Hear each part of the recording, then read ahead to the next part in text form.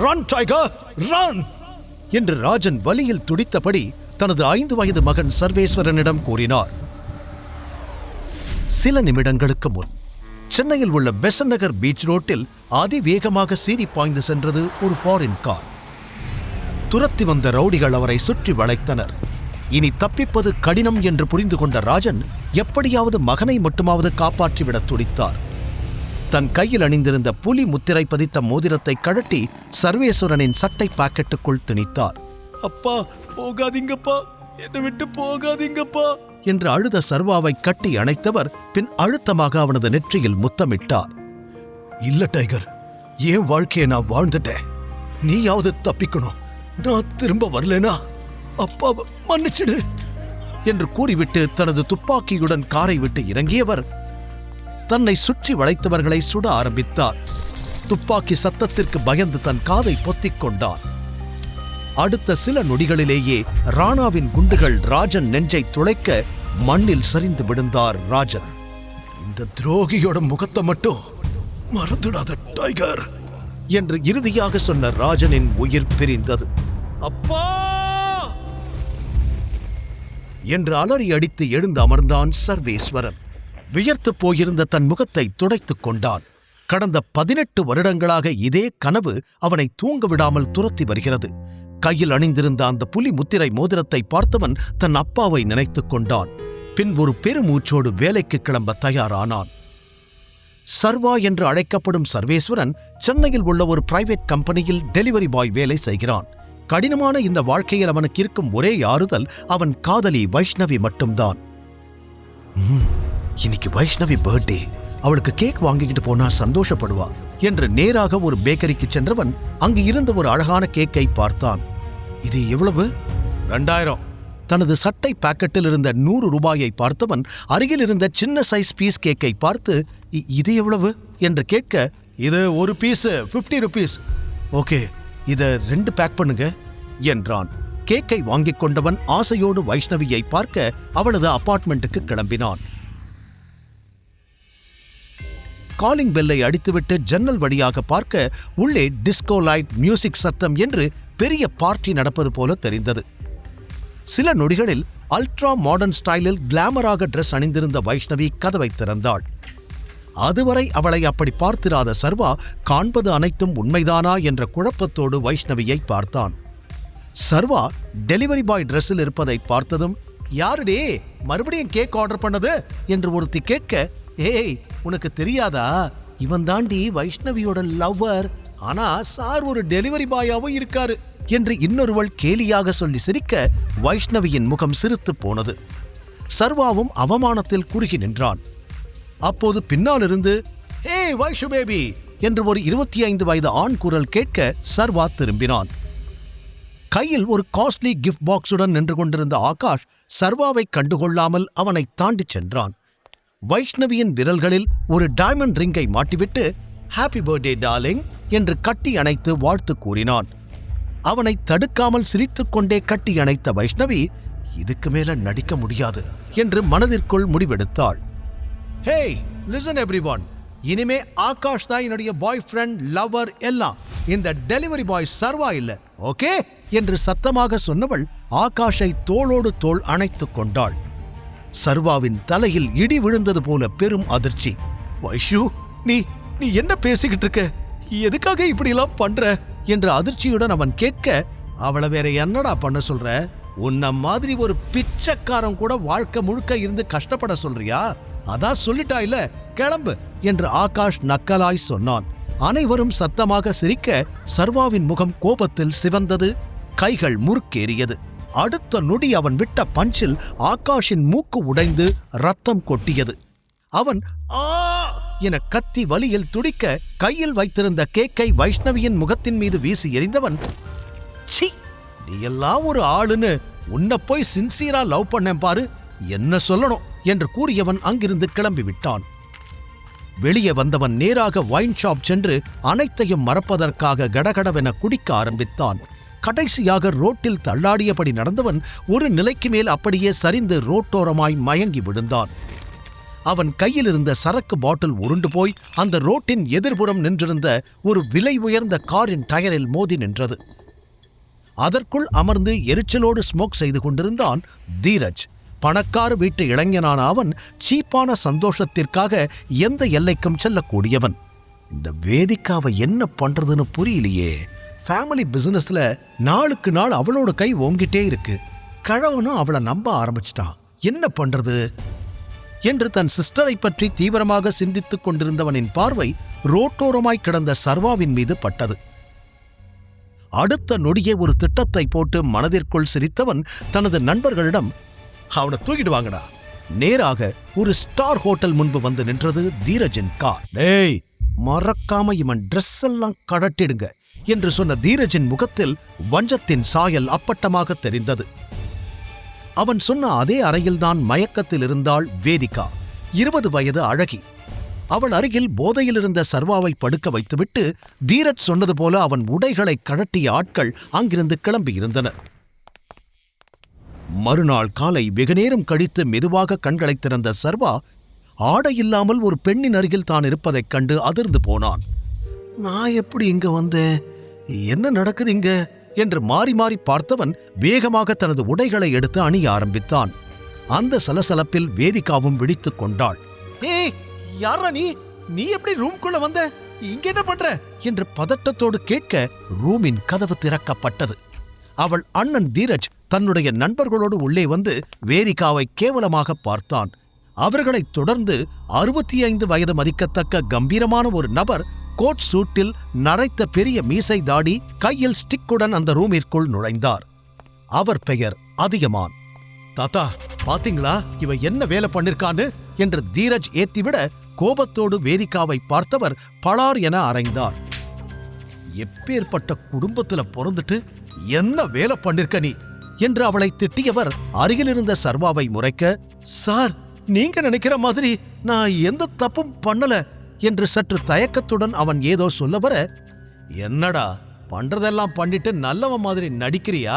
டேய், இவனை அடிங்கடா என்று தீரஜ் சொல்ல அவனும் அவனது நண்பர்களும் சர்வாவை அடிக்க ஆரம்பித்தனர்.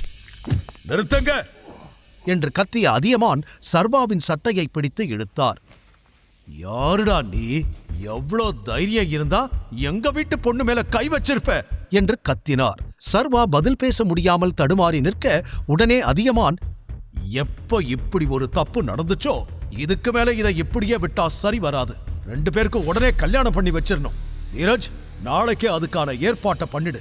இனி இவன் தான் நம்ம குடும்பத்தோட மாப்பிள, வேதிகாவோட புருஷன் என்று அழுத்தமாக கூற வேதிகா அதிர்ச்சியில் மலைத்து நின்றாள். தாத்தா, நீங்க தப்பா புரிஞ்சுக்கிட்டீங்க, நான் சொல்றது கொஞ்சம் கேளுங்க என்று அவள் பதற்றத்துடன் சொல்ல அவளை முறைத்தவர், நீ எதுவும் பேச தேவையில்லை. இவனை கூட்டிட்டு இப்பவே கிளம்பு. சாயங்காலம் விக்ரமனோட பார்ட்டி இருக்கு. அங்க இவன் தான் உன்னுடைய ஃபியான்சேன்னு எல்லாருக்கும் இன்ட்ரோடியூஸ் பண்ணி வைக்கணும் என்று கண்டிப்புடன் சொல்லியவர், நான் சொன்னதை மீறி ஏதாவது நடந்துச்சு அப்புறம் நீ திரும்ப வீட்டுக்குள்ளேயே வர முடியாது என்று மிரட்டிவிட்டு சென்றார். தீரஜும் தன் திட்டம் வெற்றியடைந்த மகிழ்ச்சியில் வேதிகாவை பார்த்து நக்கலாக சிரித்துவிட்டு சென்றான். அடி வாங்கிய சர்வா வலியில் முனகிக் கொண்டிருக்க வேதிகா அவனிடம், யாருடா நீ? ஏன் இப்படி என் வாழ்க்கையை நாசமாக்குற என்று தன் தலையில் கை வைத்து அழ ஆரம்பித்தாள். இதற்கு சர்வாவிடம் எந்த பதிலும் இல்லை. பின் கண்ணீரை துடைத்தவள், உனக்கு என் ஃபேமிலி பத்தி தெரியாது. தாத்தா சொல்லிட்டா அதை மாத்தவே முடியாது. என் தலை எழுத்து இனி உன் கூட தான் ஆயிடுச்சு.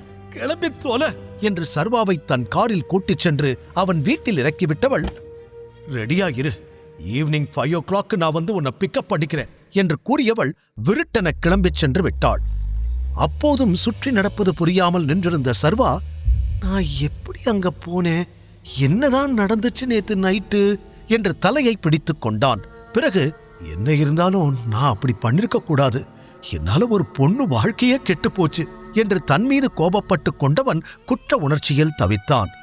சரியோ தப்போ, இனி இவ கூட தான் நம்ம லைஃப் என்று முடிவெடுத்தவன் பார்ட்டிக்கு கிளம்ப தயாரானான். தன்னைத்தானே கிள்ளிக் கொண்டவன் தனது அப்பா கொடுத்த புலி முத்திரை கொண்ட மோதிரத்தை சுழற்றியபடி காரில் ஏற வந்தான். தயவு செஞ்சு அதை கழட்டி போடுறியா? பார்க்கவே கேவலமா இருக்கு என்று கூறினாள் வேதிகா. இல்ல, இதுதான் எனக்கு எல்லாமே இதை கழட்ட முடியாது. அடுத்த 20 நிமிடங்களுக்கு இருவரும் ஒரு வார்த்தை கூட பேசிக் கொள்ளவில்லை. பார்ட்டி நடக்கும் இடத்திற்கு வந்து சேர்ந்ததும் காரை நிறுத்தியவள் அவனோடு ஒன்றாக உள்ளே சென்றாள். அப்போது முகத்தில் பிளாஸ்டரோடு அங்கு வந்து நின்றான் அவனின் எக்ஸ் லவ்வர் வைஷ்ணவியின் திடீர் காதலன் ஆகாஷ்.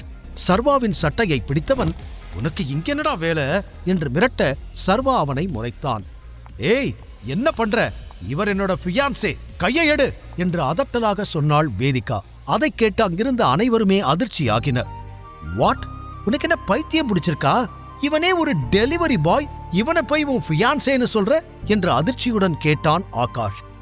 ஆனால் வேதிகாவோ அதற்கு பதில் சொல்லாமல் அங்கிருந்து நகர்ந்துவிட, இப்ப நான் யாருன்னு தெரிஞ்சிடுச்சுல, இன்னொரு தடவை தேவையில்லாம என்கிட்ட வம்பிழுத்த வாய உடைச்சிடுவேன் என்று சர்வா ஆகாஷை அடிக்க கை ஓங்க அந்த பார்ட்டியை ஹோஸ்ட் செய்யும் விக்ரமன் அங்கு வந்தார். 55 வயதிலும் எலீட் பிசினஸ்மேன் லுக்கில் திடகாத்திரமாக ஸ்டைலாக இருந்தார் விக்ரமன். என்ன பண்றீங்க ரெண்டு பேரும்?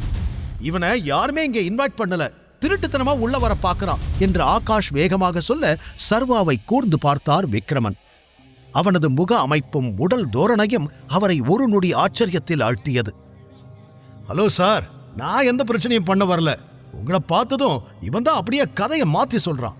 முடிஞ்சா இவனை துரத்தி விடுங்க என்று கூறிவிட்டு சர்வா அங்கிருந்து நகர பார்க்க, ஒரு நிமிஷம் என்று அவன் விரலில் இருந்த புலி மோதிரத்தை பிடித்து உற்று பார்த்த விக்ரமனின் முகம் அடுத்த நொடி மாறியது. உங்க கூட ஒரு 2 நிமிஷம் நான் தனியா பேசலாமா என்று பவ்யமாக அவர் கேட்க, அவரது பணிவை பார்த்த அனைவருமே புரியாமல் திகைத்து போய் நின்றனர். என் கூட கொஞ்சம் வாங்க என்று தனியாக அவரது பிரைவேட் ரூமிற்கு அழைத்துச் சென்றார். உங்க மோதிரத்தை நான் பார்க்கலாமா என்று மோதிரத்தை கையில் வாங்கி அதிலிருந்த புலி முத்திரையும் அதற்கு நடுவில் எழுதியிருந்த டி என்ற எழுத்தையும் பார்த்தவர் மீண்டும் அதிர்ந்து, டைகர் என்று மெல்லிய குரலில் கூறினார். சர்வா அந்த வார்த்தையை கேட்டதும் அவரை சட்டென்று நிமிர்ந்து பார்த்தான். இந்த பேரு என் அப்பாவுக்கு மட்டும்தான் தெரியும், உங்களுக்கு எப்படி என்று சர்வா புரியாமல் கேட்க, கண்கள் கலங்க அவனை பார்த்தவர், 18 வருஷமா உன்னைத்தான் தேடிக்கிட்டு இருக்கேன் டைகர், நீ எங்க ராஜனோட பையன்தானே என்று அவர் கேட்க, சர்வா ஆமா என்று தலையாட்டினான். எமோஷனலாக அவனை கட்டி அணைத்துக் கொண்டவர் வேகமாக ஒரு ஸ்கிரீனை விலக்கினார். ஒரு பெரிய சைஸ் பழைய போட்டோ சுவற்றில் பதிந்திருந்தது. அதில் சர்வாவின் அப்பா ராஜன், விக்ரமன் மற்றும் ராணா மூவரும் இளம் வயதில் நண்பர்களாக சிரித்தபடி நின்று கொண்டிருந்தனர். அதில் தன் அப்பாவை கொன்ற ராணாவின் முகத்தை பார்த்ததும் சர்வா அதிர்ச்சி அடைந்தான். இந்த துரோகியோட முகத்தை மட்டும் மறந்துடாத டைகர் என்று அவன் அப்பாவின் இறுதி வார்த்தைகள் அவன் காதுகளில் மீண்டும் ஒலிக்க, கோபத்தில் அவன் முகம் சிவந்தது. தன் உணர்ச்சிகளை கட்டுப்படுத்திக் கொண்டான். என் பேரு விக்ரமன், உன் அப்பாவோட உயிர் நண்பன். உன் அப்பா, நான், ராணா, நாங்க 3 பேரும் சேர்ந்துதான் இந்த H&T பிசினஸ் சாம்ராஜ்யத்தை உருவாக்கணும். ஆனா இதோட வெற்றியில பெரிய பங்கு உங்க அப்பாவோடதுதான். இதுக்கு நீதான் ஒரே வாரிசு டைகர் என்று அவர் கூற, இன்னும் அதிர்ச்சியில் உறைந்தான் சர்வா. வெளியே இருந்து பார்க்கிறப்போ இது ஒரு நார்மலான பிசினஸ் கம்பெனியாதான் தெரியும். ஆனா அண்டர்வேர்ல்ட்ல இதுக்கு இன்னொரு முகம் இருக்கு, ஹவுஸ் ஆஃப் டைகர்ஸ் என்று அவர் சொல்லச் சொல்ல சர்வாவுக்கு தன் அப்பாவின் ஆபத்தான வாழ்க்கை அப்போதுதான் புரிய ஆரம்பித்தது. நம்ம நாட்டுல இருக்கிற அரசியல்வாதிகள், செலிபிரிட்டிஸ், பெரிய பெரிய பணக்காரங்க எல்லாம் நம்ம கம்பெனி பேரை கேட்டாலே பயத்துல நடுங்குவாங்க. உன் அப்பா ராஜன் வச்சதுதான் சட்டம், அதை யாராலையும் மீற முடியாது. ஆனா உன் அப்பா நல்லவர். சட்டத்துக்கு புறம்பா நாங்க சில வேலைகள் செஞ்சாலும் அது எல்லாமே கஷ்டப்படுற மக்களுக்காகத்தான். உன் அப்பா இறந்ததுக்கு அப்புறம் இங்க எல்லாமே மாறிப்போச்சு. அது வரைக்கும் நம்மளை பார்த்து பயந்து ஒளிஞ்ச நிறைய பேர் நமக்கு எதிரிகளா உருமாற ஆரம்பிச்சாங்க. அதுல நம்மளோட மிகப்பெரிய எதிரியே ஆதிசேஷன் தான்.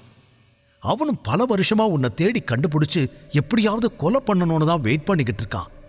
உன் அப்பா பண்ண புண்ணியத்துல இத்தனை வருஷமா நீ அவங்கிட்ட இருந்து தப்பிச்சிட்ட என்று விக்ரமன் ஒரே மூச்சில் பிளாஷ்பேக்கை சொல்ல சர்வா நிதானமாக கேட்டுக்கொண்டிருந்தான். இப்போ ராணாவோட மகன் சூர்யா தான் நம்ம பிசினஸ மொத்தமா பார்த்துக்கிட்டு இருக்கான். ஆனா நீ திரும்பி வந்துட்டதால இன்னையிலிருந்து நீதான் இங்க எல்லாமே. இந்த கம்பெனியோட மொத்த கண்ட்ரோல் உன் கைக்கு சீக்கிரமே வந்துடும். இந்த நாளுக்காகத்தான் நான் இவ்வளவு நாள் வெயிட் பண்ணிக்கிட்டு இருந்தேன். உன் அப்பா கூட வேலை பார்த்த மாதிரியே இனி உன் கூட வேலை பார்க்க போறது எனக்கு ரொம்ப சந்தோஷமா இருக்கு yes, the tiger has returned என்று உணர்ச்சி வேகத்தில் விக்ரமன் அவனை கட்டி அணைத்துக் கொள்ள சர்வாவின் உலகம் ஒரே நாளில் தலைகீழாய் மாறியிருந்தது. போட்டோவில் சிரித்தபடி இருந்த தன் அப்பாவையே பார்த்தபடி கண் கலங்கி நின்றான். தன் நிலையை எண்ணிப் பார்த்தான். நேற்று வரை அவன் பாக்கெட்டில் 100 ரூபாய்தான் அதிகபட்சமாகவே இருந்தது. ஆனால் இன்று அவன் பல ஆயிரம் கோடி மதிப்புள்ள கம்பெனியின் ஓனர். சர்வா தன் அப்பாவின் மரணத்திற்கு காரணமான ராணாவை எப்படி பழிவாங்கப் போகிறான்? ஒரு சாதாரண டெலிவரி பாய் எப்படி டைகராக இந்த பெரிய பிசினஸ் சாம்ராஜ்யத்தை கண்ட்ரோல் செய்யப் போகிறான்? வேதிகாவுடனான திருமண வாழ்க்கை எப்படி அமையப் போகிறது? இனி டைகர் வாழ்க்கையில் நடக்கப் போவது என்ன? முழு கதையையும் கேட்டு மகிழ பாக்கெட் FM ஆப்பை டவுன்லோட் செய்யுங்கள். லிங்க் டிஸ்கிரிப்ஷனில் கொடுக்கப்பட்டுள்ளது.